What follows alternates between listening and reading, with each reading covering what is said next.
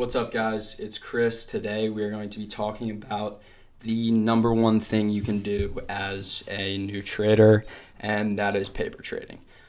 So I'm just going to get right into it, basically talk about why I think this is such a valuable thing you can do if you are just starting out, the benefits of it, and kind of how you can go about doing that. So the first thing I want to talk about is what you may have heard of why people say paper trading is not great, why it's not helpful. Some people make the argument that paper trading is not necessarily comparable to real trading because your money isn't tied up in it. You aren't feeling the real emotions you feel from trading.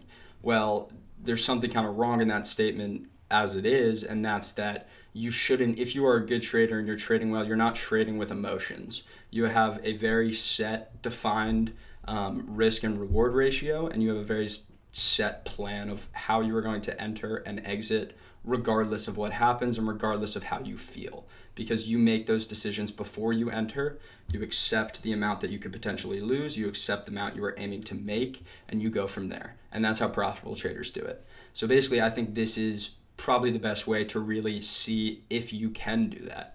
On Thinkorswim, you can get $200,000 of fake money. It's basically it's called paper trading. That's what the video is about. And so another reason why I think this is super helpful, aside from going kind of more into the plan and what I think you should do, is basically just what I just said about how you have a preset plan on entry and exit. This is something that you need as a profitable trader. If you're, say, entering a trade for one reason, say you're playing a bounce off a fib level, or you're playing a bounce off a moving average, whatever it may be, but then you exit the trade based on a different technical indicator, which is based on a bunch of different things. Yes, in some circumstances that could be a good move depending on what it is, but you really have to stick to your guns. You have to understand why you entered and what you were originally playing, and not kind of make those rash emotional decisions. And that's something that paper trading can really help you with.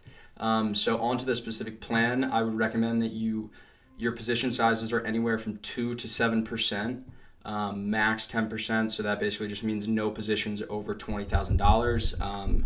This is I know it's fake money, so you can go in there and just throw whatever you want, but this is all about, if you really want to learn, you really want to be able to use this experience to your benefit, as opposed to just going in and throwing thousands of dollars on penny stocks and really just kind of spreading your data out and not giving you a good picture of how good of a trader you really are.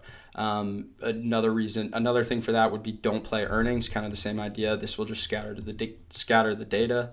Like I said, you can cash out big. That'll just give you basically a false confidence. So you put 50K in a company's earnings that's coming up, and they jump, I don't know, 10, 15, 20%. You could make a pretty large gain on that, but that's just not what you are going to be it's not what you're going to be doing when you're a profitable trader. You're not just going to be playing earnings reports all the time. Yes, here and there, some people like to play earnings. I personally do not, for this reason, that it basically just scatters the data. I have a system that I feel works, and so I don't want to go and enter something that is basically just speculative, because you have no idea. And also, it's all about beating estimates. So even if a company is doing bad, they could just beat how bad they were estimated to do. And that's something that I don't really like to play. So again, I wouldn't suggest playing earnings on these accounts, especially if you're really trying to see if you're ready to start trading with your own money. Also, just make sure your risk to reward ratio is around 2. The reason for that is because basically, say if you are cutting your losses at 25% and taking your wins at 50%, you only really have to win 50% of the time. Now, those are pretty big spreads, so you could take it down to 10, cutting your losses at 10% and taking your wins at 20%. And so if you do it a little bit more than that, you would only have to win 50% of the time, because the times that you are losing, which are half of them, you're losing half as much money.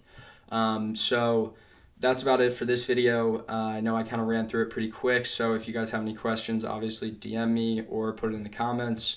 please like and subscribe. As always, it really helps out the channel, and you guys will be seeing new videos from me soon. Have a good one.